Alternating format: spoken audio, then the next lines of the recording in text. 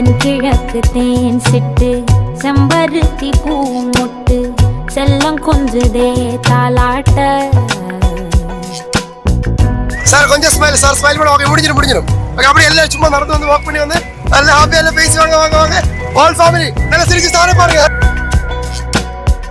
எத்தனையோ காலம் வாராத வானவில் வந்தது போலி பேச உச்சியில நீந்தும் ஆகாச மீனென துள்ளிடுதே ஓ ஆசை.